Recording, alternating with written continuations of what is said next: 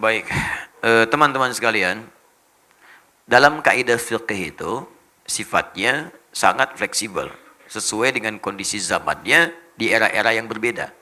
Asal tuntunan nilai-nilainya mengikuti tuntunan-tuntunan yang telah dijelaskan atau diisyaratkan dalam Al-Quran atau juga dibimbing oleh Rasulullah Sallallahu Alaihi Wasallam. Kaidah pertama bagi perempuan, jika memang kemudian setelah menikah berikhtiar kemudian memohon kepada Allah untuk diberikan keturunan, maka silakan berikhtiar. Ya, ikhtiar pertama dari mulai berhubungan suami istri, sunnah bahkan berpahala di situ.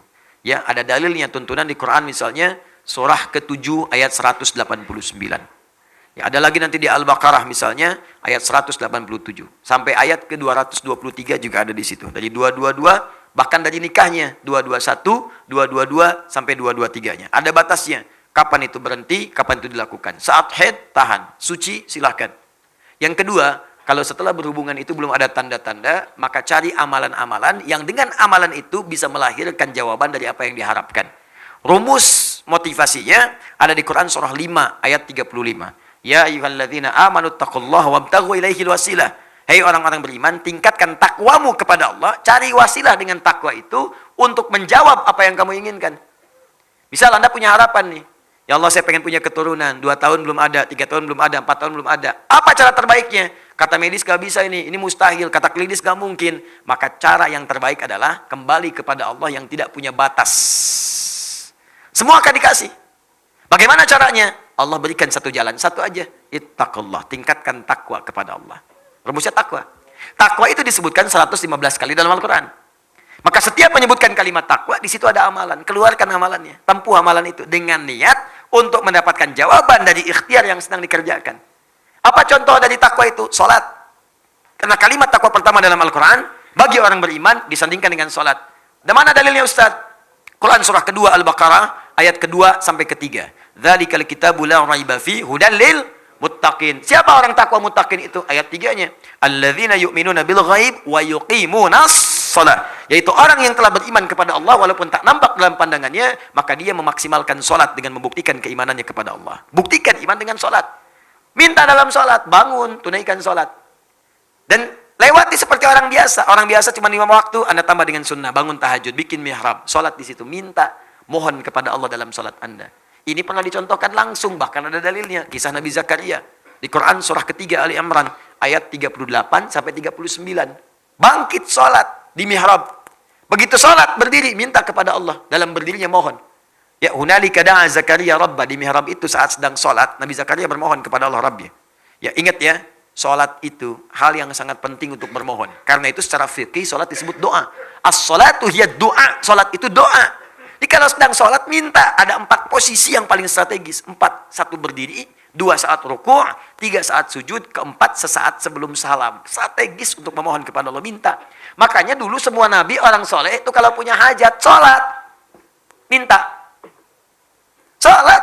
Dalam sholat kita tuh 5 kali, minta. Hajat kita apa? Minta. Ya, kalau ada yang mendesak, misalnya datang ke masjid, tahiyatul masjid, minta sholat. Lihat waktunya, kalau duha, dalam sholat duha minta. Syuruk minta, syuruk. Malam tahajud minta. Semua nabi sholat. Kalau nggak percaya, lihat di Quran. Quran surah ke-20 ayat ke-14. Nabi Musa sholat. Nabi Isa sholat. Quran surah 19 ayat 31 sampai 33. Nabi Ismail tadi sholat. Quran surah 19 ayat 55. Bahkan minta keluarganya sholat. Wa kana ya'muru ahlahu bis sholat. Minta keluarganya sholat. Para nabi nyuruh keluarga sholat. Anda bayangkan. Nabi Muhammad minta. Bukan cuma anaknya, Fatimah misalnya, tapi juga suaminya, menantunya. Ali bangun, minta, sholat, minta. Apa yang dikatakan Nabi Zakaria dalam sholatnya? Qala rabbi habli min ladunka dzurriyyatan thayyibah innaka sami'ud du'a. Ya Allah, mereka memvonis aku tidak mungkin punya keturunan. Mereka katakan mustahil, karena istriku divonis secara medis, itu monopus dan mandul. Maaf, habli dari kata wahab. Wahab itu artinya pemberi yang tidak punya batas. Sifat Allah memberi yang tidak punya batas. Wahab. Ini dahsyat.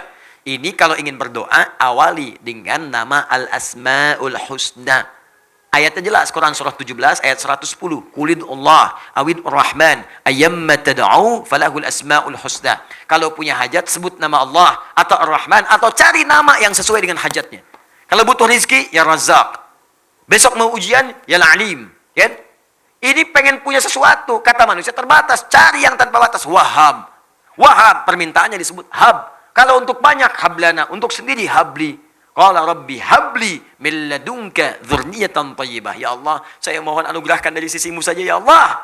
Engkau pemberi yang tidak punya batas. Mereka katakan saya terbatas. Aku mohon kepadamu yang tidak punya batasan ya Allah. Anugerahkan aku keturunan dari sisimu saja. Engkau pasti mendengar doaku. Kalau pada yang maha mendengar pun tidak dikabulkan, kepada siapa lagi aku mesti memohon. Itu dipanjatkan dalam keadaan berdiri, masih berdiri dalam sholatnya. Tiba-tiba kemudian selesai berdoa. Sholat belum selesai, masih selesai berdoa, masih berdiri dalam sholat. Turun jawaban malaikat. Ayat 39-nya, surah 3 ayat 39. Fanadathul malaikatu wa huwa qaimun yusalli fil mihrab. Turun malaikat menyeru sedangkan beliau masih berdiri di mihrabnya, sedang sholat. Di sholatnya belum selesai. Anda bayangkan dahsyatnya berdiri, dahsyatnya dalam sholat. Berdoa dikabulkan, sholat belum selesai. Ustaz, kalau sudah dikabulkan begitu, nggak usah diterusin aja pas sholat Ustaz ya? Enggak juga. Sampai beres, sebagai syukur kepada Allah. Ya. Turun, Anallah yubasyiruka bi Yahya. Allah kasih kabar gembira, Anda akan punya anak, langsung namanya dari Allah Yahya, artinya hidup. Yang mustahil lahir dari rahim seorang perempuan yang monopus dan mandul. Kata medis, kata Allah nggak ada yang mustahil, lahir dan hidup dia. Silakan, tiru itu. Karena janji Allah mutlak. Saya sering sampaikan berkali-kali, Allah itu kalau sudah berjanji, itu pasti ditepati. Allah yang berjanji, Allah yang menepati. Kalau manusia kan beda. Kau yang berjanji, kau yang mengingkari. Ya. Kau yang awali, kau yang akhiri. Allah beda. Dia yang awal, dia yang akhir. Dia berjanji, dia menepati.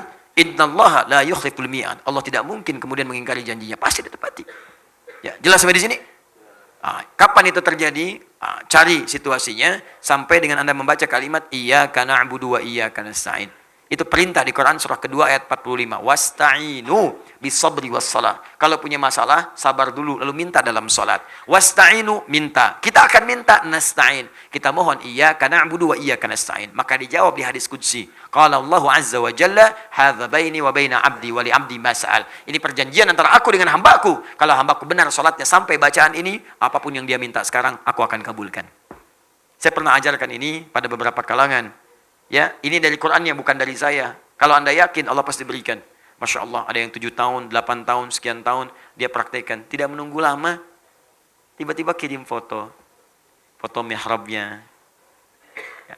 Ubira, sampai teriak, sampai nangis. Sudah bertahun-tahun, tiba-tiba terjadilah itu. Allahu Akbar, indah. Dan ternyata, sesuatu yang diraih dengan cara yang lama itu, keindahannya lebih lama. Dan kebahagiaannya lebih terasa. Sama anak kayak muter-muter, nyari cendol kan, udah muter lama 2 jam ketemu, makannya lebih enak kan, lebih nikmat minumnya. Bahkan teh pun tanpa gula serasa manis. Demi Allah sih, aus lari-lari minum teh, rasanya enak banget. Pagi berdua sama istri, ya sayang kurang manis, lihat aku aja. Masya Allah diminum, kok pahit ya? Enak aja gitu, nyaman, nikmat, itu. Dia udah lama nunggu-nunggu, begitu lahir, indah. Masya Allah lagi, dilihat-lihat, sayang-sayang, kecup-kecup dan sebagainya, dan didoakan.